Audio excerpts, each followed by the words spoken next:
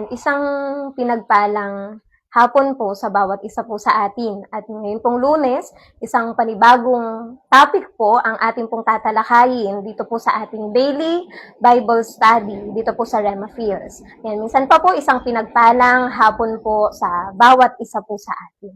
Ayan, ngayon po meron po tayong panibagong pag-aaralan at ang title po nito ay Behaviors that Push the Holy Spirit away. Alam niyo po, as a Christian, we all want to experience the power of the Holy Spirit. Amen po. Gusto nating maranasan ang pagkilos niya sa buhay po natin. At bago po yan, maganda na maunawaan po natin ano ang role ng Holy Spirit sa buhay po natin. Kagaya po ng mga itinuturo po sa atin ng ating mga pastor, ang Holy Spirit po ay ang ating guide. Amen po. Ang Holy Spirit din po ang ating helper, ang ating teacher at comforter. At ang Holy Spirit din po ang siyang nagko-convict sa atin kapag tayo po ay nagkakasala. Amen po.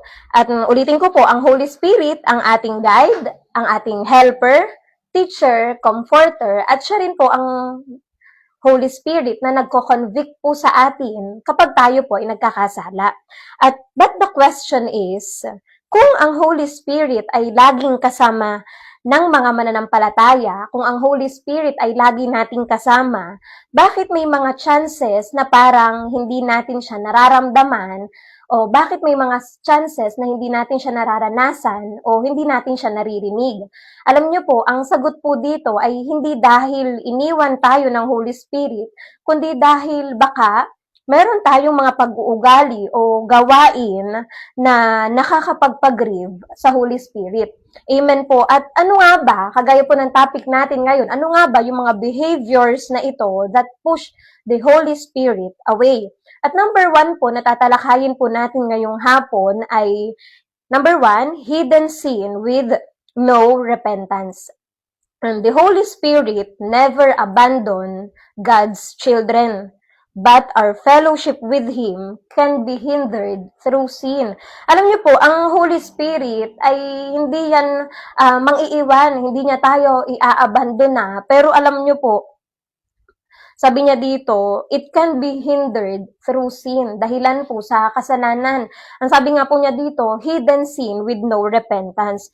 Possible na masaktan po ang Holy Spirit. Amen po. At ang Holy Spirit, sabi nga po, He is personal. He is affected by the way we behave. Your behavior affects the Holy Spirit's heart.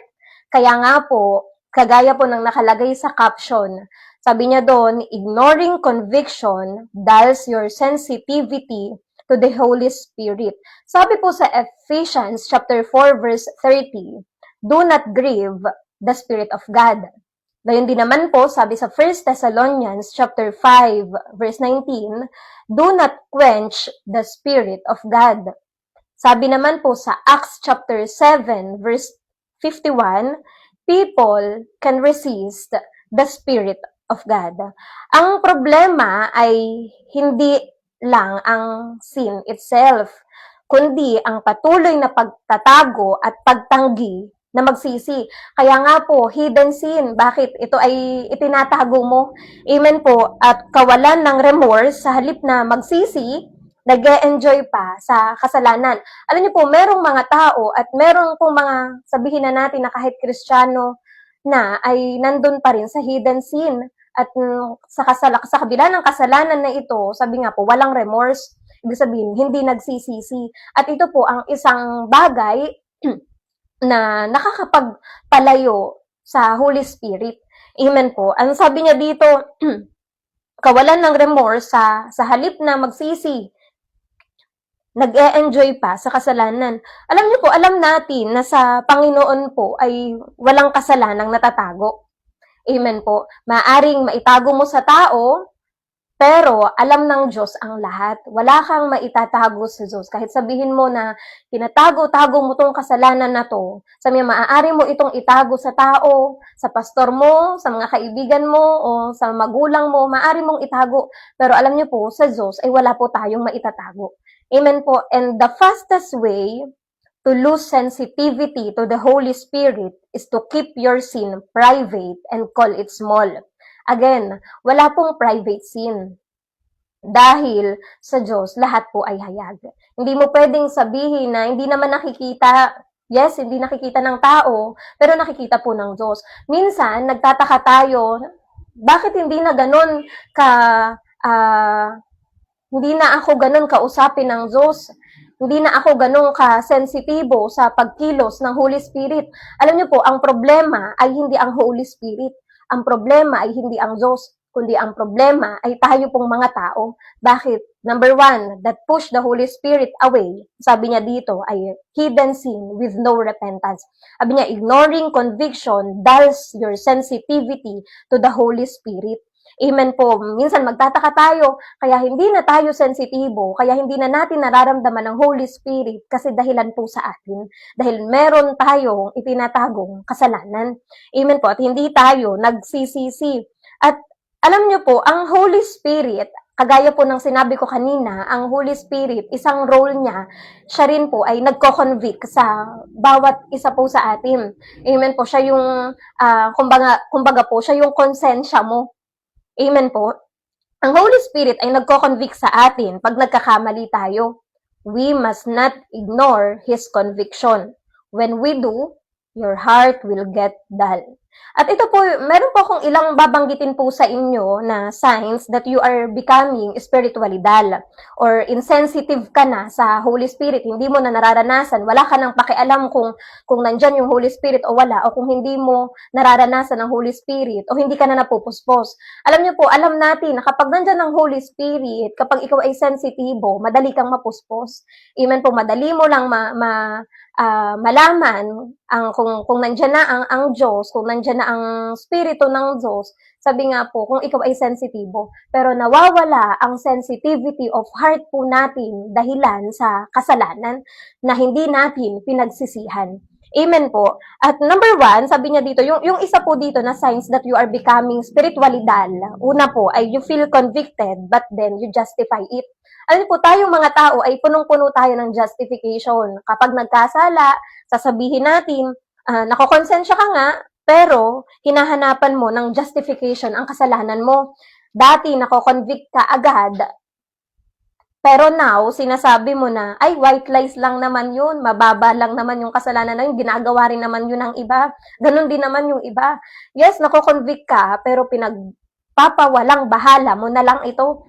Amen po. At dahilan doon sa bagay na to, dahilan sa hidden sin, dahilan sa, sabi nga niya dito, dahilan sa you feel convicted but you justify it. Sabi niya dito, nawawala ang sensitivity ng heart natin, nagiging dull yung spiritual natin. Amen po. Ang conviction ay napapalitan ng justification. Amen po. At isa pa po dito, you feel warned but you delay change and repentance. Pinagpapabukas mo or pinagpapaliban mo ang pagsisisi. Amen po. Ang isang bagay na sinasabi po sa atin ng Diyos, kapag nagkasala ka, andun dapat sa atin, yung mabilis sa'yo ang humingi ng tawad at mabilis sa'yo ang magrepent. Amen po. Pero ang problema hindi ko po nilalahat, pero ang problema sa ilang mga Kristiyano or sa ilang mga tao, ang problema po, ine-enjoy muna ang kasalanan. Tapos, magtataka ka, bakit parang ang layo na ng Diyos? Pero ang lagi nga pong sinasabi sa atin, kumbaga, common sense. Gumagawa ka ng kasalanan, nagtatago ka ng kasalanan na hindi mo naman pinagsisisihan, pero magtataka ka, bakit parang ang layo-layo na ng Diyos. Ulitin ko po, ang problema ay hindi sa Holy Spirit, kundi ang problema po ay nasa atin. At alam niyo po, ang Diyos ay hindi nakatira doon sa pusong makasalanan.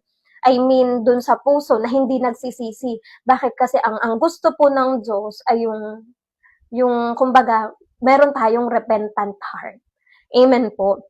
At ang tunay, ang sabi po dito sa pangatlo, yung isa pa pong signs na ikaw ay spiritually dull, sabi niya dito, you repent emotionally but not practically. Ang tunay na repentance ay hindi lang luha.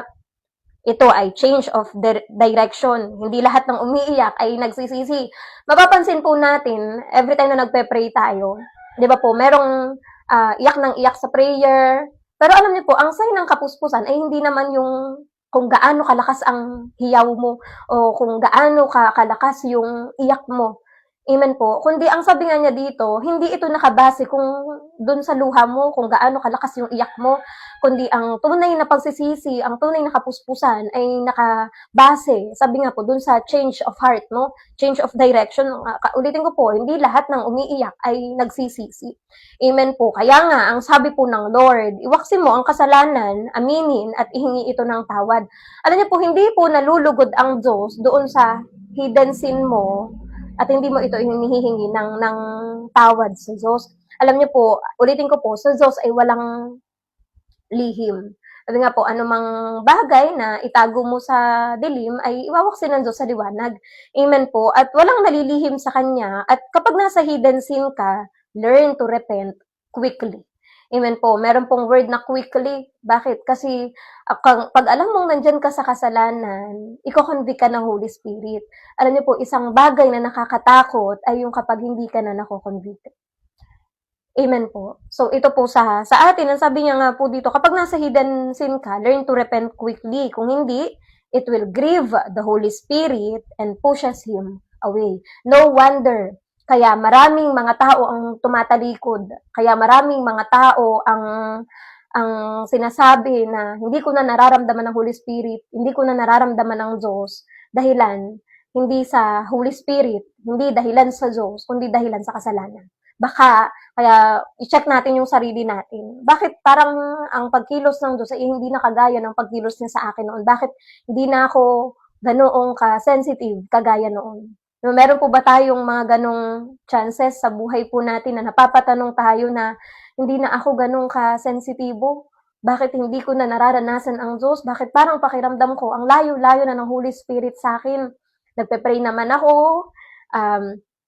nagbabasa naman ako ng Bible, nagsisimba naman ako palagi, sumusunod naman ako sa Diyos, pero baka, sabi nga po, kahit kaliit-liitang kasalanan na itinatago mo, yan po ay hindi nakakalugod sa Panginoon. Amen po. At do not ignore, sabi nga po niya dito, the conviction of the Holy Spirit. Sabi po sa Efeso chapter 4 verse 27, do not give the devil a foothold in your life. Amen po. When you sin, repent. When the Holy Spirit is talking to you, listen. Alam niyo po, kapag itong bagay na to, kapag itong hidden sin na to, kapag ikaw ay nagrepent na, alam niyo po, hindi naman natin huhusgahan ang mga taong nagkakasala. Amen po, kasi sino naman po tayo para husgahan? Kasi lahat naman po tayo ay nagkakasala. Pero alam niyo po, sa pagtataka natin na bakit hindi na ako kinakausap ng Diyos, bakit parang hindi na, parang ang layo na ng Holy Spirit sa akin, alam niyo po, isang bagay na i-check natin, baka meron tayong nagagawa, baka meron tayong pinapasok sa buhay natin na alam natin na hindi kalugod-lugod sa Panginoon. Ulitin ko po, number 1, that behavior that push the Holy Spirit away ay hidden sin with no repentance. Ignoring conviction dulls your sensitivity to the Holy Spirit. So, kung gusto mong maging sensitibo ka doon sa pagkilos ng Panginoon, na every time na naman magpe-pray ka, pag-upo mo pa lang, pupunta ka pa lang ng simbahan, andyan na yung Holy Spirit, nararanasan mo na. Amen po. At ang kailangan mong gawin, sabi nga po, check mo yung sarili mo, baka may natatago kang kasalanan, baka meron ka pang bagay na hindi inaamin sa Diyos. So it's time. Ito na yung time para tayo po ay mag-repent. Ito na yung time para tayo ay makinig sa conviction. Amen po. Ulitin ko po, isang nakakatakot na bagay at ay yung kapag hindi ka na nako-convict. So, i-close ko po dito sa isang illustration. Naalala ko po yung kwento na ikinuwento po sa atin ni Pastor Boy kamakailan. For sure, ito po ay narinig nyo na. Yung ito po ay story ng single nail. Alam niyo po, merong isang tao na meron siyang pagmamay-aring bahay. Ito po ay malaking bahay. At merong isang mayamang lalaki na gustong bilhin yung bahay na yun. Pero alam niyo po, ang sabi nitong may-ari, hindi ko pinagbibili yung bahay ko. Sabi niya, my house is not for sale. Pero alam niyo po, pinipilit nitong mayamang lalaki, sabi niya, bilhin ko na yung bahay mo. sabi niya, bibigyan kita ng position sa company ko, babayaran kita sa malaking halaga, ibenta mo lang sa akin yung bahay mo. At paulit-ulit na sinasabi nitong may-ari, my house is not for sale. Hindi ko to ibebenta sa'yo. Kinabukasan, bumalik po itong mayamang lalaki na bumibili dun sa bahay niya. At sabi niya, sige, kung ayaw mong ibenta sa akin yung bahay mo, sabi niya, ipagbili mo na lang sa akin yung pako na nandyan sa living room mo. Yung isang side, yung isang single nail lang, yung isang pako dyan sa living room mo. Alam niyo po sa pag-aakala nitong may-ari na, okay, wala namang halaga yung pako na yan, pako lang naman yan. Alam niyo po, sabi niya, sige, pinagbili niya, ibinigay niya, binenta niya yung part na yon dun sa living room niya, yung single nail, yung isang pako lang. Alam niyo po, kinabukasan, bumalik itong mayamang lalaki na bumili nung part na yon, nung pako na yon, dun sa dingding na yon. Alam niyo po, may dala-dala siya na isang sako ng mga rotten things, ng mga nabubulok na bagay, siguro mga karne or anything na nabubulok, at lumipas ang araw. Alam niyo po, itong sako na to na may lamang nabubulok na bagay ay nilalangaw, excuse me po, inuuod. Alam niyo po, at nagbibigay ng masamang amoy. Alam niyo po, hindi ito komportable sa bilang isang naninirahan dun sa bahay na yon, yung may-ari ay hindi naging komportable. Alam niyo po, sinabi niya dun sa mayamang lalaki, sabi niya, tanggalin mo yung inilagay mo na yan na nasa ako kasi bumabaho na, nilalangaw na. Pero alam niyo po, ang sabi nitong mayamang lalaki, sabi niya, wala ka nang pakialam dyan kasi akin na yan. Binenta mo na yan sa akin, kaya kahit anong ilagay ko dyan, sabi niya, wala ka nang pakialam. Bakit kasi yung part na yan, yung pako na yan ay sa akin. Kahit anong isabit ko dyan, wala kang pakialam kasi sa akin yan. Alam niyo po, dumating ang araw, dumating ang ilang linggo, dumating ang ilang buwan, at naging masangsang na ng sobra yung amoy nung buong kabahayan dahilan dun sa simpleng pako na sinabitan ng nabubulok na bagay. Alam niyo po anong nangyari? Napatalsik itong may-ari ng bahay.